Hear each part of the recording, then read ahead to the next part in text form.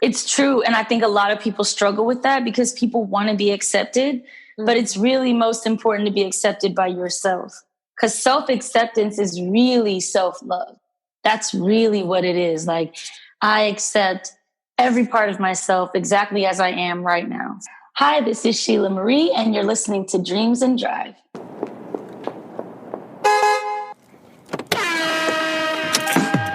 Hey, this is Raina Campbell, your Chief Dream Driver, and welcome to the No Parking Podcast, where through conversations and discussions with creators like yourself, we'll find interesting approaches to help you take your dreams out of park, put them in drive, and ride towards success. Hey, Dream Drivers, welcome to episode 223 of the Dreams and Drive podcast. And today, we are going to be speaking with self-love advocate, entrepreneur, and the founder and CEO of Curvy Curly Conscious, Shelah Marie. Shelah is all about creating a safe space for Black women to connect and heal.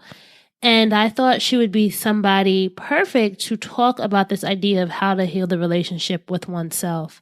As dream drivers, the relationship that we have with ourselves is truly important. And as Shelah mentions in today's episode, she says the scariest part of healing is facing yourself.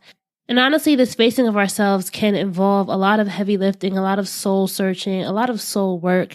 And that's what we're going to talk about in today's episode. Shelah is going to take us along her healing journey, and she keeps it real about what that has really looked like for her and things we can do in our own lives to reclaim our identities and sense of self. Some of the things that we're going to talk about include what it was like living in a toxic household as a child, this feeling of not feeling enough, how she was able to cultivate a relationship with herself that eventually helped her to cultivate the love that she wanted.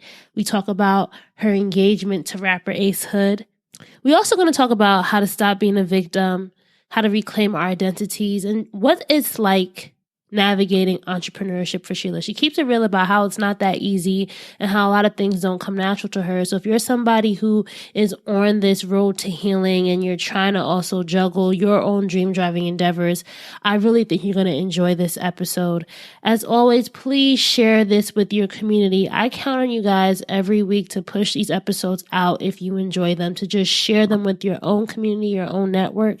Remember, you can find us across the board on Facebook, Twitter, and Instagram at Dreams and Drive. And make sure you all are using the hashtag Dreams and Drive when sharing as well.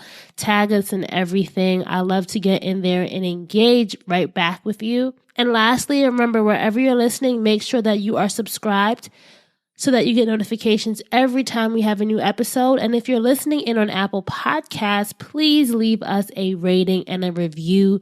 Those mean a lot. All right, let's get into this episode with Shelah. Hi, thank you for having me, Reina.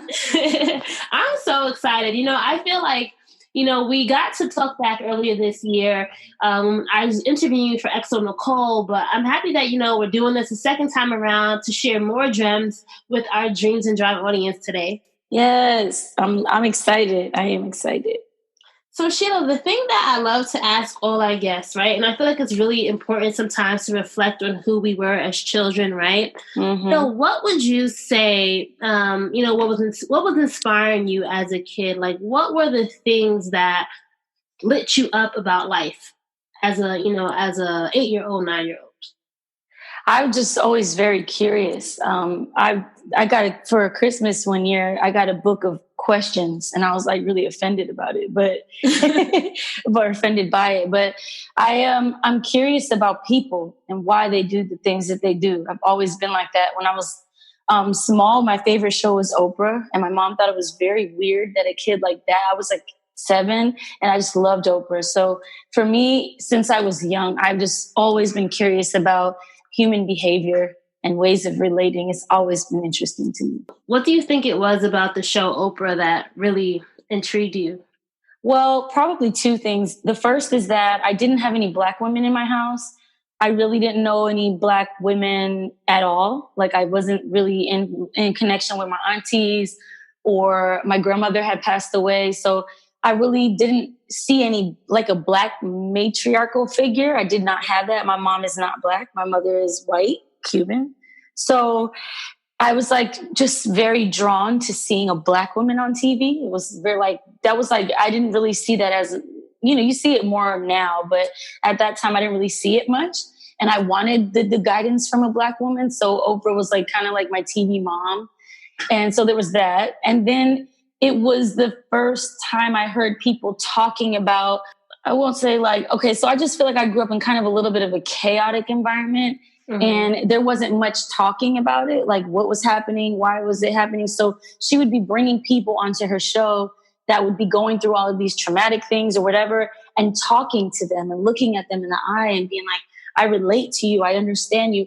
And that just draw me in. Like I always was like, wow, like when I grew up, like I want to do that. I just want to sit and talk to people and help them. I don't know, it just drew me in.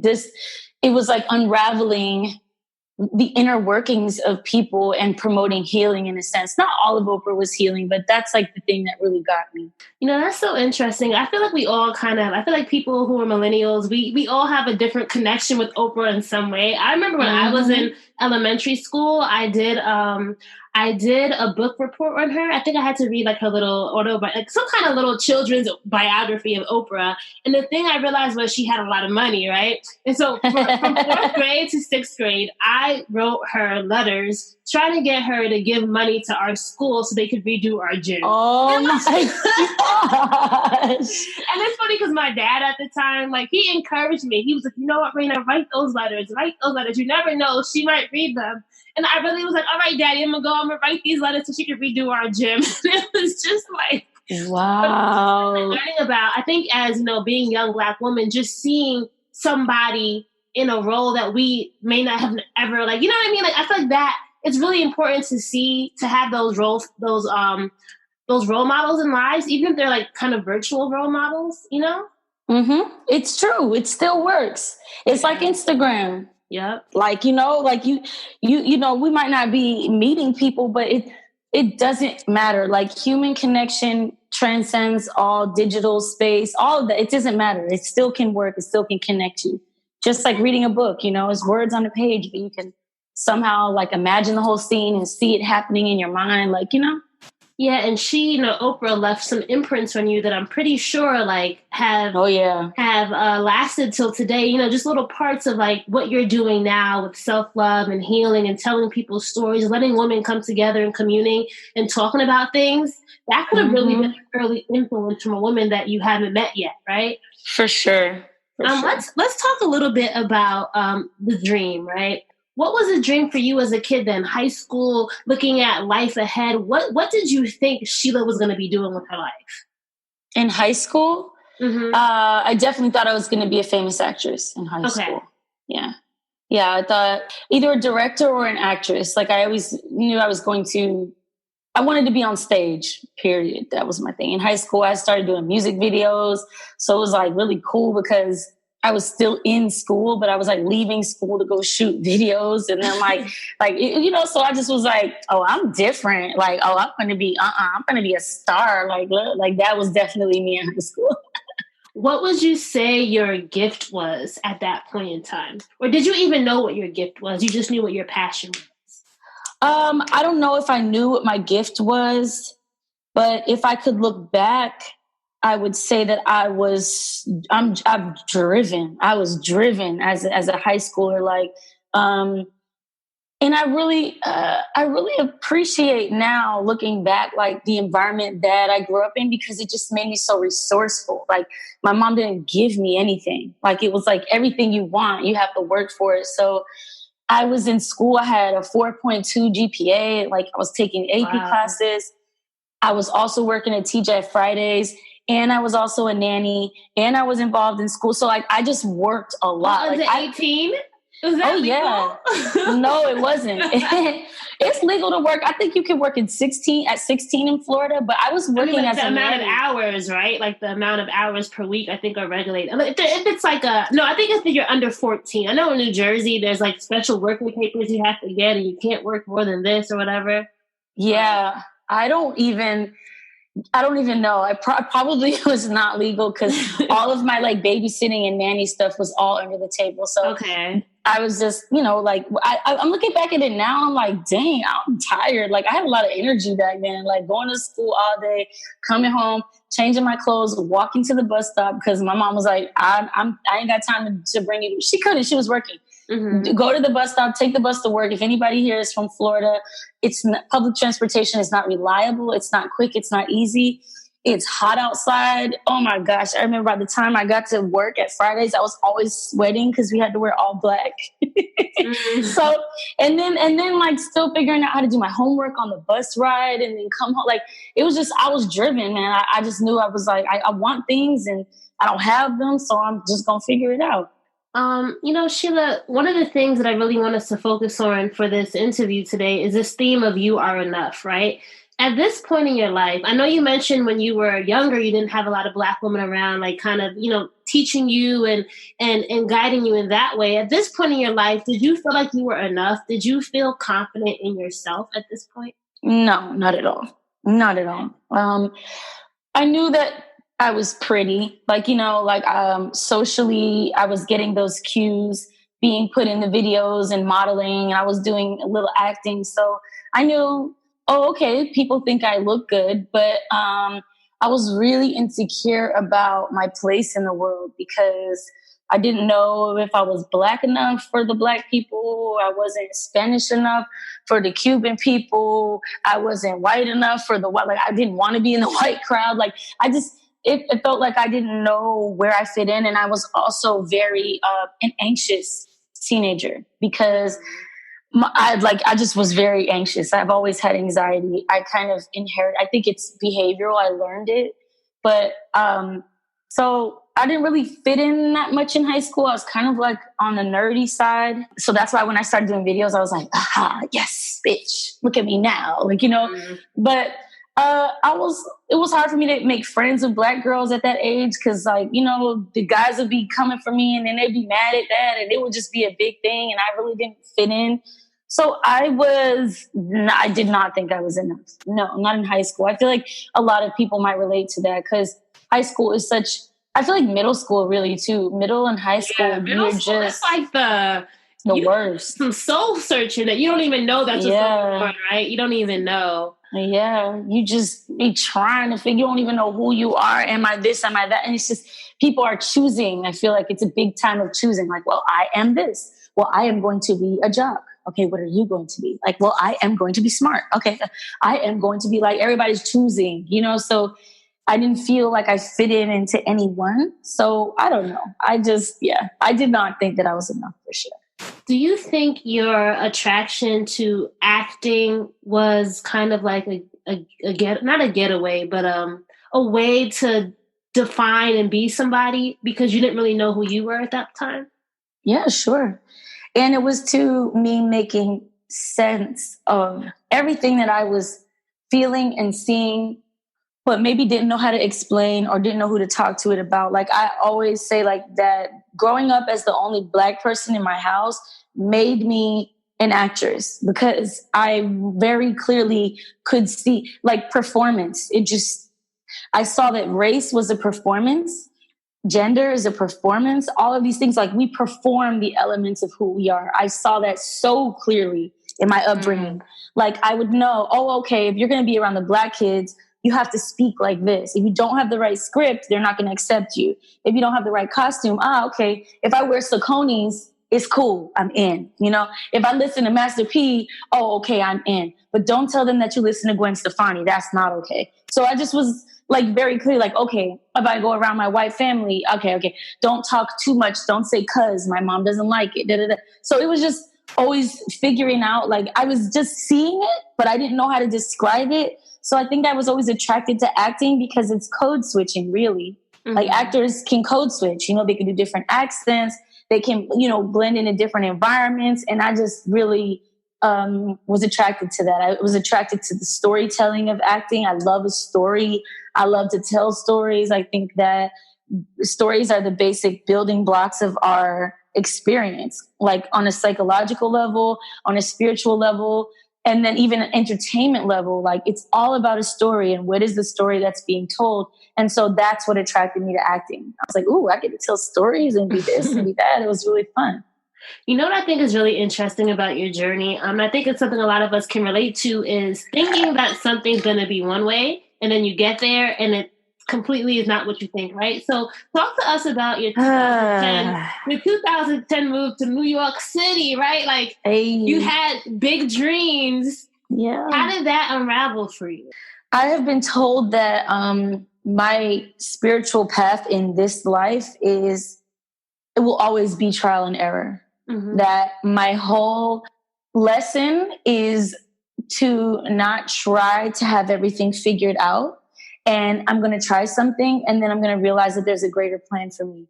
And when I heard that, I was like pissed as hell. I do not want trial and error. Like I wanted to figure it out. Was that before you went to New York? You were told that? No, I was just told this year. And I was like so irritated. It was like we were doing it as a team with Curvy Curly Conscious. And I was trying to keep my composure in the meeting, but I was really upset by that. I was like, I'm fucking sick of trial and error. Like I'm ready for it to be like, it's working 100%. And that might just not be my path. My path might be that I have to make space for something else. So New York City was a good representation of that. So what was it about New York that was an illusion to you? Like what did you think was going to happen and that didn't happen? I'm trying to think at this point that I still think, yes, I thought that I would go to New York City. So the way I transitioned from Florida to New York was through going to Tisch School of the Arts at NYU. So I was accepted to a grad program and I was like, all right, bet. Like this program, I'll do this program. While I'm in this program, I'm going to get a job. I'm going to start auditioning. I'm going to figure out how to like make my way into, at that time I was like, New York is really more like theater. Like you're going to get the best theater to me in the United States in New York City. Like LA is more TV and film. Mm-hmm. So just by nature of me being in New York City, I more heavily lean toward theater, which I love anyway, because there's nothing to replace human connection with people in the space. So, all right, I'm just be an actress or whatever. I'm gonna do this little program and figure it out. Girl, it was New York City. Like people who live in New York, I just feel like it is a strange pride that New Yorkers have because to tolerate like a shitty environment, like look at how hard of a life I can have. Like New York City, it is not a game. It is not a game. It is not a game. The small things of day-to-day living, like if you have to get groceries, like right now I can order groceries on Instacart. I don't even have to leave. Or I can go to the grocery store and not think about getting heavy things and not think about whatever because I just put it in the car and drive home. But in New York, it's like, how you going to get them groceries home? You going to carry them. You going to go to the train and take them and walk. And like all of the little things, like the elements, braving the heat, braving the cold, like no AC. Oh my God. I still have pictures of my thermostat in the summer. It's 100 degrees inside the apartment because we had no AC. I was dying. People are like, but you from Florida, it's hot. No, everywhere in Florida has central AC. Everywhere. You do not live, like it's unheard of. But in New York City, it's kind of like a lot of places do, some places don't. So what I learned was like, it's it molded me and gave me character though. I'm not gonna lie. Like you learn to grind in New York City, but I maybe realized I'm not built for that. I have friends in New York, still in New York now. And like, I see them every now and then. They got guest appearances on TV shows. Some of them are leads on shows. I see them doing Broadway. And I feel like a sense of like, you know what? I'm glad you did it because I couldn't. Like it takes such a level of resilience to like do it. And I found that it really didn't make me happy. Like I was in New York City and I was really broke. Like I couldn't never go see my family, couldn't come home for holidays except Christmas because I couldn't afford the tickets. I missed my brother's wedding. I missed my best friend's wedding. I didn't have any money to do anything fun, really. Like I would just be watching Netflix because that's what I love. I love everything film, theater, TV related. But I was super depressed. I was so depressed. I was just being tested, bro. Like it's a hard way to live in New York City when you don't have any money. I think that's the main thing. Like maybe if you were living in New York City and you had a job that gave you some kind of salary, it's a little different, but it's very hard to acclimate yourself and navigate things in New York City when you ain't got no bread, okay? Yeah. Because you trying to get headshots and you trying to go on auditions and you trying to figure it out with I got rehearsal in the morning and then work at night, and then so it was good. I learned a lot, but at some point I realized that like I'm really not happy here when I just used to be at the train, like, between leaving rehearsal, going to work in the middle of the day, and like, well, what would happen if I just walked in front of this train right now? Like, it wouldn't be that bad. It would just end real quick, right? And I was like, yeah, this is an issue. And then when I met Ace, it kind of like highlighted it even more because I was like, I just don't want to be apart from you. Like, something has to change. So let's, I'm going to pause on that part of the story. I want to rewind a little bit. What do you think was the thing that, or, what happened or what inspired you to start focusing on your healing, right? Because I know there was a point where you're like, you know what, something has to change. And it starts with me. What was that? And then what did you do to start on that healing journey for yourself? I had been interested, like I said, I'd been interested in the performance of self at a very young age. And so when I was at FSU, this is before New York in my undergrad, I had begun, like, I had randomly started to take this, like, I don't even know if it was an Afro meditation class, like at this place called Amen Ra. And that was the first time I was ever introduced to meditation.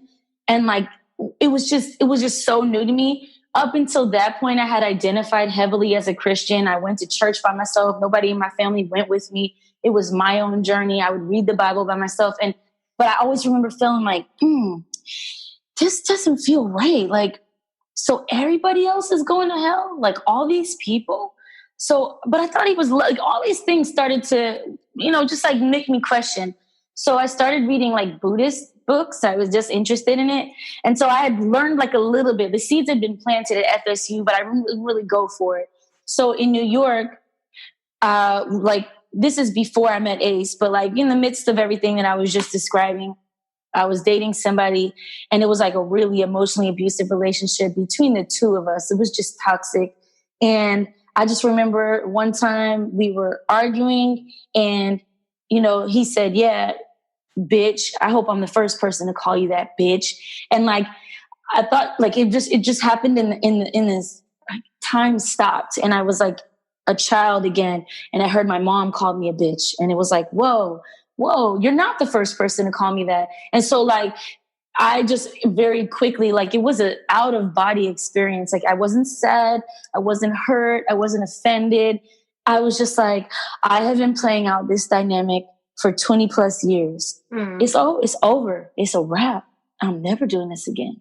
I will never do this again. I will never be in this dynamic again where somebody makes me feel like I'm less than or somebody tears me down for fun.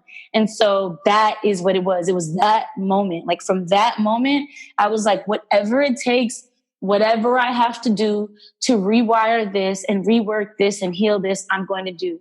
And then I started really heavy in meditation and yoga and reading. Like I just put myself through like a whole school. I didn't have money for therapy really. So I got a few sessions at Tisch because it's like included, but I didn't have any money for therapy. So I just basically looked for it myself. What was the hardest part of that journey? Because I feel like a lot of us, want to go on this healing journey, but there's always something blocking us, right? Or there's always something that kind of, it stops us from going fully 100%. Was there something that you had to really battle in order to make sure you kept on this healing journey? Yeah, I mean, the scariest part about healing is you facing yourself. All the problems arise in this world because people can't sit with themselves in a room. It's all you. It's you. Everything is a manifestation of your perception of reality. Everything. Every person you meet, every interaction that you have is literally a hologram that you've created in your mind. Like, so when I was with that person and he was saying all of these mean things to me and calling me a bitch or whatever, it was no one will ever abuse you for like further than you will abuse yourself. Like you have to do it first and then you invite other people to do it. So what was happening was I was seeing in a human form, 3D, what was going on inside of my mind. And he was only saying that because I was saying it first to myself. And so when it comes to healing, That's the scariest thing. The scary part is maybe it's not your ex who's a jerk. Maybe it's not your mom who's wrong. Maybe it's not, your dad who's angry. Maybe it's not that person who's jealous. Maybe it's not that person who's selfish. Maybe it's us. That's the scary part. Right. And there's that quote that like you can't change anyone but yourself, right? Like Never. No. And I think a lot of us get stuck on, okay, if I could change this person, or if they could do something different, then I would do something different. When really it starts within. Yep. It does. Because to me, it's just like attracts like. So if you want someone to change, the most important thing would be, what about you needs to change for this interaction? It's like chemistry, So for me, like I would not, it's just a universal law. Like there's no way I would have attracted a man who talks to me like that in my life if I wasn't first abusing myself in some way, or if my self-esteem wasn't at a very low point. We attracted each other because like attracts like. And that's the scary part, because it's easy for like people a lot of times will have interactions that they don't, that are less than love, that don't make them feel good. And the easy thing is to project it all onto the other person and say, well, like this person, they did this and they did this. And yeah, well, they should have blah, blah, blah. The hard thing and the scary thing is to go ahead and look in the mirror and be like, well, what part of me allowed this situation? And on a deeper level, what part of me needed this situation and called this situation forward for my spiritual growth? You can't transform anything you don't experience fully. If I wanted to experience what it is like to love myself, I had to experience what it's like to not have a love for myself. And there's no shortcut. There's no cheat code. That's the only way it works.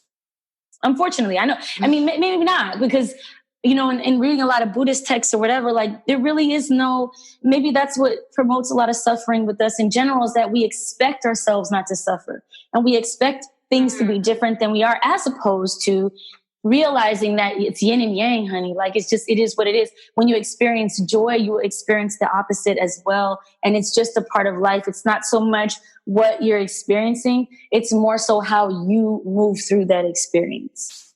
How did your life change once you started on this journey? Like, what were the things that you were realizing about yourself and you started doing that you think were a result of committing to this healing? Well, I really stopped being a victim. Well, not ever. Like, I'm not going to say like, oh, I'm never a victim. It's all a journey, right? We're all on a continuum. Yeah, exactly. But I just think I really chose to take full responsibility and accountability for my life and my circumstances, and not in like a guilt way, like, oh, it's all your fault. But I really started to say, you know what? When anything happened like that, I'm going to go back to that example. When that happened, I just prayed. Like after he left, I was like, thank you so much, guys. Thank you. Because whatever this is, I'm going to learn this. I'm going to figure this out. So that's the way I just approached everything.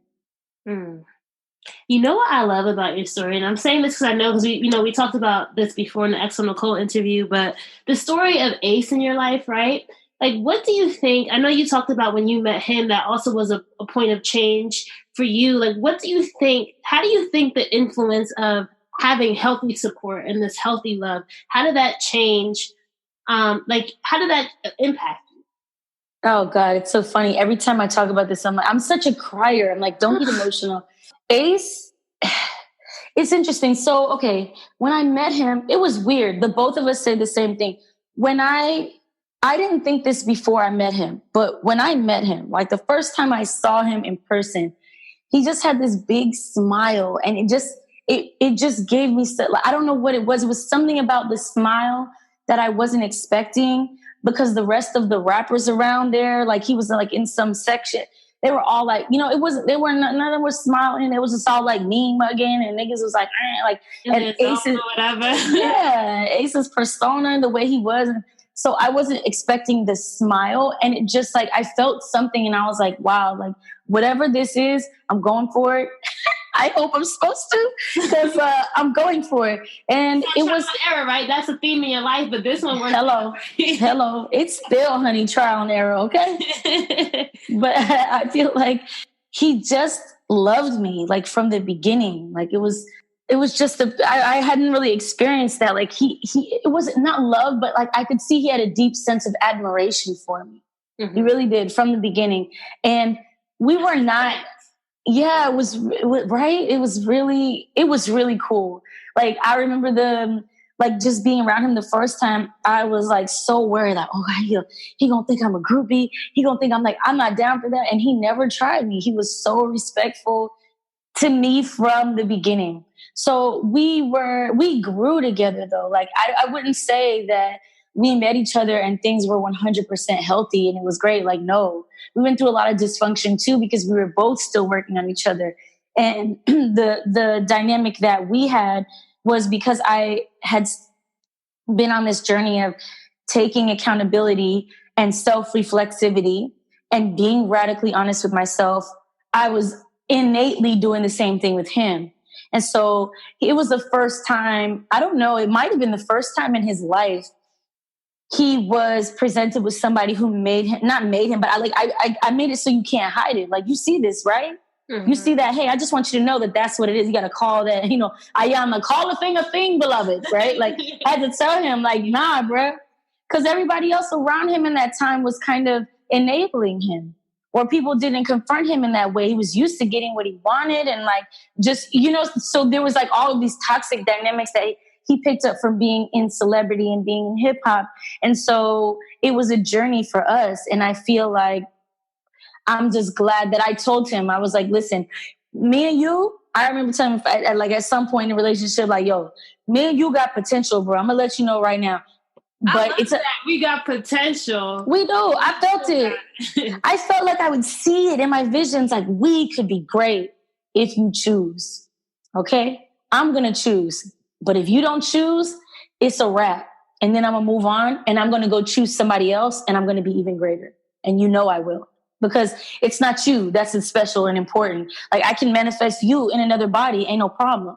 Like, that's how I feel. Like, it'll be hard. I would cry. I would be sad, blah, blah, blah. But I would do it. People would be like, so you going to cry or you going to boss up? First of all, I'm going to do both, okay? Because I am going to cry, okay? Because my feelings and my emotions are not my enemies. They're intelligence and their information. So I'm going to go ahead and learn that. I'm going to go ahead and feel that so I can transform that. And then I'm going to boss up after that. So it was like that, like in the relationship. And then when Ace chose on a higher level, it's always levels of choosing with us, I feel like, and even higher and even higher. When he chose and he kept moving those levels upward, that's when I feel like the relationship really started to flourish. And you know what I'm seeing here too, from just listening you tell this story? It really does go back with you being confident in who you are and yourself, right? Because you were all right with, all right, this may not work out. And if it doesn't work out, I'll be okay. And just having that confidence going in, I think is something that we all can aspire to have, because that can go, we can use it at all levels of our life, in business, in friendships, right? Like, being okay with it, things not being okay because you are enough, right? Like we were saying earlier. Right. And it was terrifying, but you feel the fear and do it anyway. That's courage. So it was, because I was like, what if he doesn't choose? What if he doesn't choose? Like, it's, it sounds like a simple thing, like, well, but he don't choose you, girl, move on. But I really loved him, and it was like right before, I wish I had it on hand. Right before I met him, I was future journaling about my partner. And I remember, like, my partner had locks. He was athletic, but not an athlete. He doesn't have a 9-to-5. Like, he has some type of job where his hours are flexible. We can get up in the morning together and have breakfast together and all of these things. And when I met him, there was so many things from my journals that had came to life that I was like, oh my God, this is it. Like, gotta make this happen. So I was invested, you feel me? But I didn't want to do that thing where I would have to move over and start again. But I knew that it was a possibility, if he didn't choose me, because I choose myself first. Mm-hmm. So on a professional front, Shelah, what inspires you to start Curvy Curly Conscious, right? Because I feel like, you had these, actress dreams. You moved back to Florida. I know, yeah. What was the shift? And then how did you start with this entrepreneur life? Well, I started to feel like, all right, so maybe I conflated this acting thing Like maybe what I love is the art form of it. Like I love a well-made film. Like ask me what I want to do in my free time. I want to see a film that's really well made. I want to see a show. I want to, like, I am an artist kind of, I just love it. It gives me so much joy. And so I realized like maybe I like the art of consuming more than I actually like the art of creating it. And not because I don't like creating it, but all of the, what it takes behind the scenes for you to be a working actor, I did not enjoy all of that. It's like the day-to-day living, the lifestyle I didn't enjoy. So I was in Florida. It's really not that popping on the entertainment scene here. And so I was like, well, here I am. You know what I'm saying? We got all this masculine energy in the house. They always recording. They always buy. I'm like, y'all never leave. Y'all ain't got nowhere to go. Like, what y'all doing? Like, nobody don't miss you. So it's just like all these guys around. I was surrounded by all of this masculine, and I will say toxic masculinity. And I was like, my spirit was like starving. Help. I need some feminine energy. Like, help me. So I started to try to attract, like I was talking about, you know, curvy and curly online and sharing my healing journey. And it just like happened.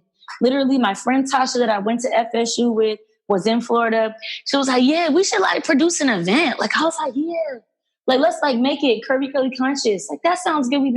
Aisha gave me the name. We just made an event and then it rolled into a business. Like I really never, what I'm doing now is what I should not, let me take this shit out, is what people who are intentional about their business do at the beginning. I'm doing 3 or 4 years in. So I'm like now creating a company manual, now creating all of the structure, like underlying, like now creating our projections, now creating all of these things that I didn't do because I just started working with friends and doing things that I like. But I really I didn't have the framework in my mind of this is a business.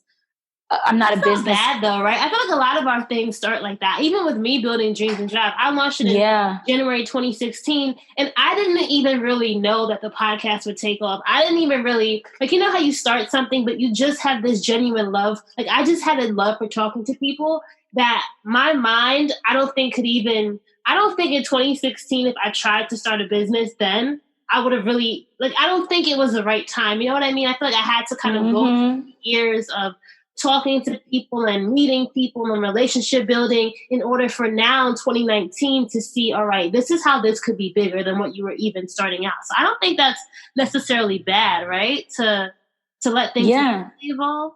No, not at all. Because again, it means that we're trusting, we're going, like we're just following the steps being led without necessarily knowing where they're going.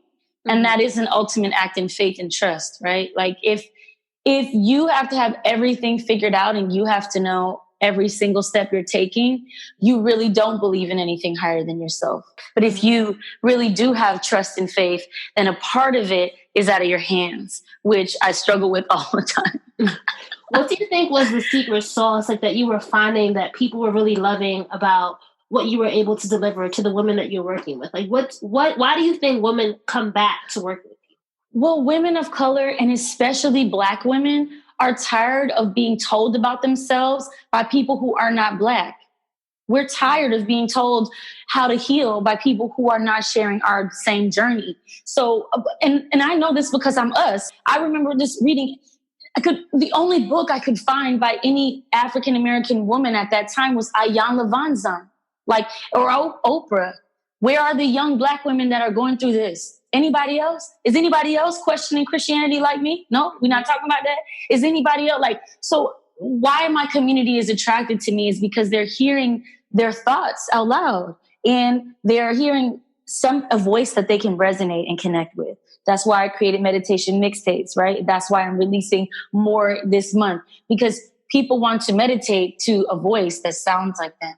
I remember I was looking for guided meditations and they'd always be like, and then you come to a tree in a bush, and I'm like, okay, but like I want to hear like sounds that are familiar to me that feel like home in a way, right? Correct. What were things that you were doing to help build the community? Because a lot of us have these good ideas, right?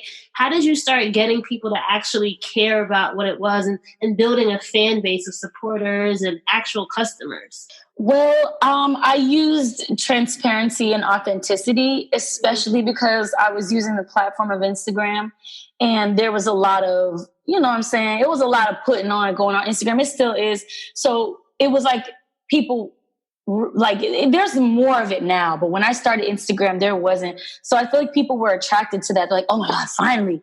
Somebody she got some say, like, thank you, geez, like, you know, okay, or whatever, like she keeping it real, like everything ain't always 100 all the time. So I think that was it. Mm-hmm. I was just being authentic. And you know what I think, as we're talking about social media and going back to this theme of being enough, I think a lot of us sometimes, on the flip side, social media could be, especially for an entrepreneur, it could be so hard to go down this road of comparison, right? And like feeling like I'm not enough because people are posting.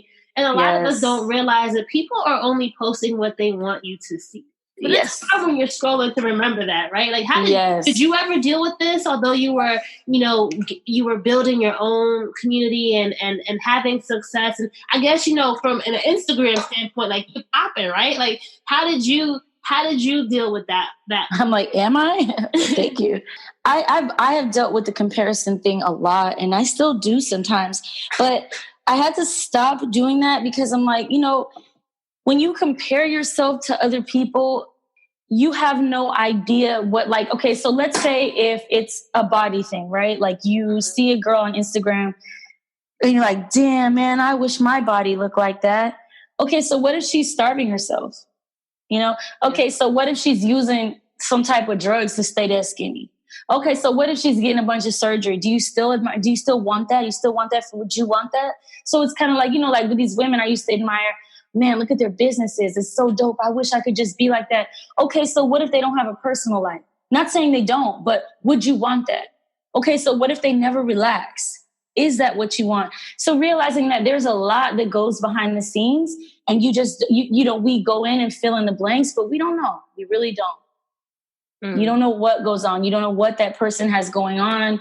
It's really you filling in this story that probably is not true. That is so true. And remembering that is always the hard part. And staying focused. How did you stay focused on what you were building? Because I know you, in August, you had your Unruly retreat, right? Yes. Like how was building that and also staying focused on building that? Because, I feel like a lot of people are now venturing because they see this space of like in-person experiences being very, I guess, profitable, but at the same time, I'm not trying to say it's a fad, but people are realizing there's importance and there's value in this in-person connection. How did you stay focused on building Unruly Retreat and making sure it was true to your vision? Well, I had people around me that were invested in my vision. Okay. And they believed in my vision, and they wanted to bring my vision to life. So that's really how I stayed focused.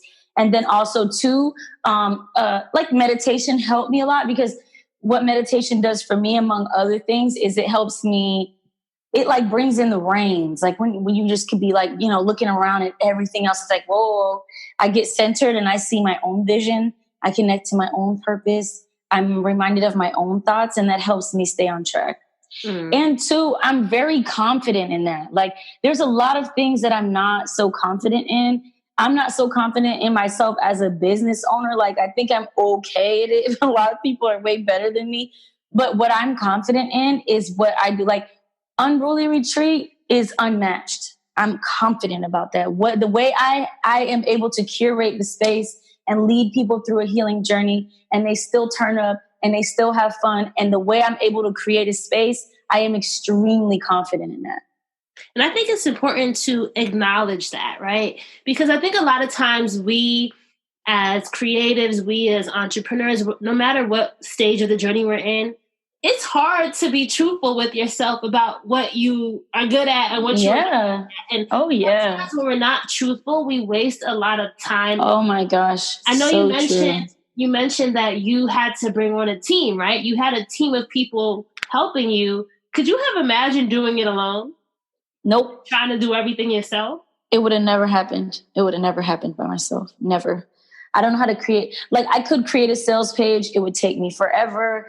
It would take me forever to do the copy, like, the payment processing systems, chargebacks, customer service. People think I want to switch rooms.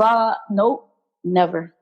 So nope. how did you build your team? Were these people that you knew, or did you have to go out and like source the right people? Well, it's a combination of both. I knew Tasha from FSU, and we were working together from the beginning, but Tasha moved on for now. But I've worked with Tasha from the beginning, and then just brought people on, like, as it went on the journey. Like, I would meet women at the retreats. We would keep in touch. And then later, like, it kind of worked like that. A few women that worked for me at Unruly also were like first consumers. Like, they came to the stuff that we were doing. Mm-hmm. I also like meet people on IG. Like, sometimes I'll post about like needing help in a certain way. Yeah, like Instagram has been actually a great resource because I find a lot of people through Instagram. I really connect to a lot of cool people on IG. So you're not afraid to connect with people like the DMs and comments and stuff? Because some people are like, take it to email, or a lot of people, I think there's some people on Instagram who don't want to be social on it, but then they want people to it's weird. Like I'm all for like connecting as long as you're doing it, in the right way and not being like, not asking me stupid questions that you can go to Google for in my DM. It's a fine line because hard, right? Like you could be, it's been times in a DM where it's like, oh sis, I love that book too. I'm like, yeah, me too. And she's like, oh sis, by the way, do you think you could share my, like, it just, no. it just go, like, it's a very tricky, slippery slope. And really the most thing that I get in my DMs is people asking me for advice. And it's like, it's a weird, I find that's a weird space for me to navigate because number one, like that's time for me. That's energy for me that you're just asking for. Like, and then number two, I can't give you advice, girl. I don't know you. I don't know your situation. I don't want to be responsible because let me tell you what will happen is people will come back and say, well, Shelah said, well, Shelah told me. Yeah. Mm-mm. So it just gets tricky. Like, especially people will ask me to give them advice on traumatic things. Like, I'm like, I don't know. I think you need to ask a therapist that. I don't know. I can't give you that. Yeah. Like, yeah, I know what you're saying. And it's like, please don't tell me all these things that I did not ask for. There's this meme that I love on Instagram that I saw one time. And it even goes for like, people that you are close with. It's asking people, hey, do you have the time right now to talk about something? Or, just making sure you're just not imposing things on people because it might take a lot of heavy lifting for me to even receive the things that you want to talk about. And I don't think it's right when people just try to force that on you, especially if they don't know you, right? Yeah, exactly. I'm like, okay. So what's the vision now for Curvy, Curly Conscious and what you're building with Unruly? Like, where do you want the brand to go, Shelah? Right now, we're simplifying, again, trial and error. So I did a lot of trial and error throughout 2019. And what works and what feels good and what makes sense is for us to produce retreats. So that's what we're focusing on now. We're in the early phases of solidifying everything for our 2020 retreat for July of 2020, our Unruly retreat. And that's exactly what we're doing. Okay, now that's so cool. And what was one lesson you learned from your 2019 retreat that you will make sure does not happen in 2020? Was there one, whether it be business, personal, professional, like what was something that you just really learned from that experience? Oh man. Oh yes, was to protect my energy, honey. And that is on a business level and a personal level. There was a lot of energy, not a lot. There was some energies at the retreat that I felt were there for the wrong reason. Mm-hmm. They weren't there for the right reason and maybe weren't ready to do the work. Like our retreats are fun. Our retreats are about turn up. But really why you come there, you don't come there to turn up with me only. Like you come there because you want to do some self-work and you want to get some techniques and tools for you to heal. Okay. So if you're not ready and willing to do that, I only can work with the ready and willing. And that's what I discovered. I have to work with the ready and the willing. And I never had an application for my retreats before because I thought it was elitist. However, I didn't do that. And it was a way I didn't protect myself. So I have to protect myself. And not only that, I have to protect the group energy. That's my number one job for the retreat. So for that, and like for the people I work with as well. And so that is the main thing that I learned, was to protect the group energy and my own energy. I think that's an important thing that a lot of us, all of us dream drivers, can relate to, and just think about, how are we protecting our energies in all versions of the word. And it's even something that you talked about earlier. I want to ask you about is, how important is having a spiritual grounding? I know you talked about like you made, because I think we all relate to what that means. But for you, what does that mean, and is it important? For me, it's non-negotiable. Maybe not for everybody, but to me, it's like, I just feel like life can be very lonely and very scary without it. When I pray and when I meditate, sometimes I get this feeling of, or sometimes even when I'm sad and feeling lost, I get this feeling of cared for, of like, it's going to be okay. And I know it comes from outside of myself, or maybe within on a deeper level. And without that, I feel like I'd be in a really dark place without that. Yeah. So for me, having a spiritual foundation is really, it's non-negotiable, because it helps you have a compass, like know where you're going. It helps you know when something is off, when something with a person is out of alignment. And if you didn't have that, I feel like, to me, it would feel like a very scary existence, for sure. And being okay with defining it for yourself, right? Because I think in our culture, a lot of people want to define what that should look like, right? Yes, absolutely. Yes. And that's a big one, especially for the Black community, because, or the African American community, because like socially we're like rooted, and historically too, we're rooted in Christianity and a very specific religious performance. And a lot of people are widening that right now. Like, it's major shifts happening all around, from at least my community, people I surround myself with. But a lot of people are looking up and being like, I wonder what parts of this I agree with and what parts I resonate with, and what parts don't feel right. And what do I want to keep? What do I want to shift? And like, I think that's a beautiful thing. I don't think there's anything wrong with Christianity. I don't think there's anything wrong with any religion. Any religion, to me, depending on how you practice it and how you engage with it, can be a tool for being spiritually evolved, or a tool for really promoting a lot of harm, as we've seen in history. A lot of wars were fought over religion. So it just depends to me on how you interact with it. Yeah. And the main thing for me is really, how do you feel about it? Not how does your mom feel about it, your grandma. How do you feel about your quote unquote beliefs? Are those beliefs even yours? Have you ever, like, a lot of us are born into religion. Like, you are born into a name. You don't get to say how you feel about your name. It's your name you were given. So like, a lot of us are just born in our beliefs, and we just roll with the flow, never being like, is that actually at the core what I believe? Oh, you just hit a nail on the head there. The thing that I was thinking about as you were talking is like reclaiming our identities, right? Because I think, as you were saying, we're born into these bodies, right? And nature versus nurture. Nature kind of tells you how you should be. And I mean, nurture tells you how you should be, whatever, but we don't ever, I think it's really important at some point during our adulthood that we take that time, as you kind of did with your own journey, and really think about, who is Shelah, right? Mm-hmm. Who is Raina? And being okay with that. Yeah. That's the biggest thing, Shelah. I feel like so many of us are so stuck, even me too. It is. It's like realizing that, all right, if your parents don't like it, that's okay. If she don't like it, that's okay. Do you like it? And when you're able to say yes, then that's when things really start unlocking. It's true. And I think a lot of people struggle with that, because people want to be accepted, but it's really most important to be accepted by yourself. Because self-acceptance is really self-love. That's really what it is. Like, I accept every part of myself exactly as I am right now. Oh, my chest is burning just hearing you say that. I don't know, like, you know how you just feel something? Like, I really felt that. Yes. As we wind down, Shelah, I have a quick question for you. This podcast is called Dream and Drive, right? What does that phrase mean to you, to put your dreams into drive? Well, faith without works is dead. So I think that dreams and drive to me coincide.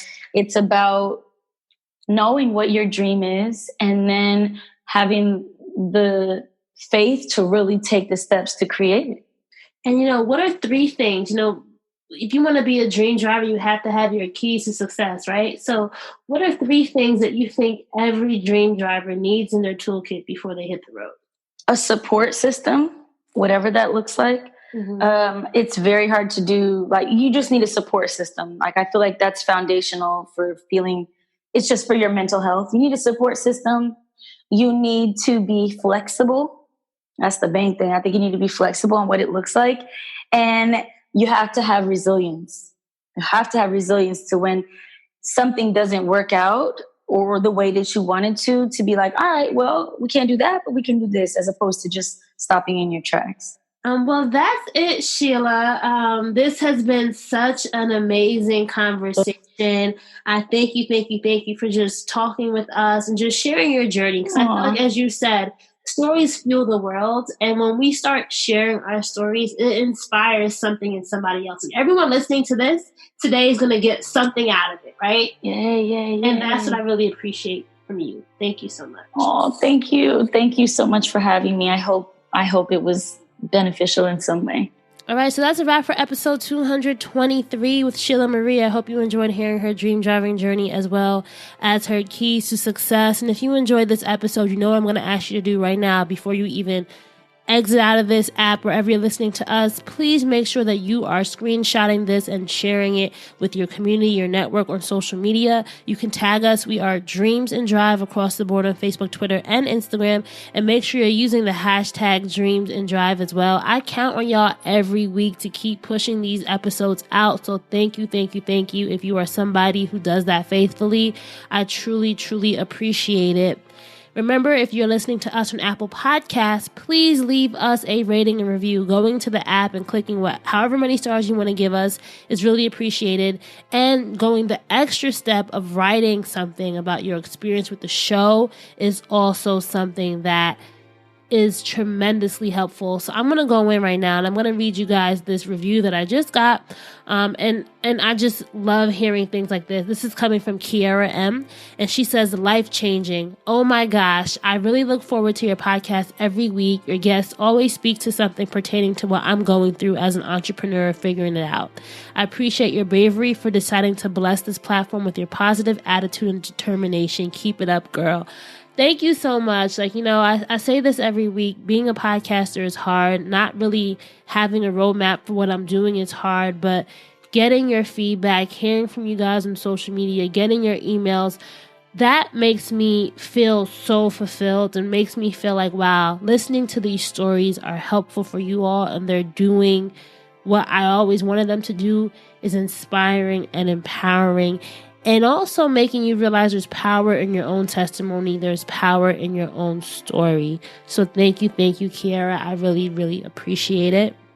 Also, I just want to give you guys a little bit of some updates. If you are a small business, I'm looking for some small businesses to work with throughout the end of the year. I have a special small business ad promotion package that I'd love to tell you guys about. So if you're a small business and you think that your brand is one that would align with our Dream Driver audience, you can just send me an email, Raina@dreamsanddrive.com. That's RANA@dreamsanddrive.com, and we can get that process started. I really want to work with some dope brands this fall. So please make sure to email me. And if you work for a larger company, a bigger brand, a corporate brand, and you think that you also want to reach out and talk about ways that we can partner in late 2019 and 2020, please email me as well. I'm really trying to up my, partnerships. And I also realize closed mouths don't get fed. And sometimes you have to make the ask. So I'm here making the ask to you all. If there's anything that you think, if you have ideas on ways that we can collaborate and work together and connect our audiences, please reach out. And if you want to get our weekly email newsletter, The Keys, just go to dreamsanddrive.com/join to sign up. That's dreamsanddrive.com/join to sign up. Keep dreaming, keep driving, and we'll chat again in episode 224. Bye, guys.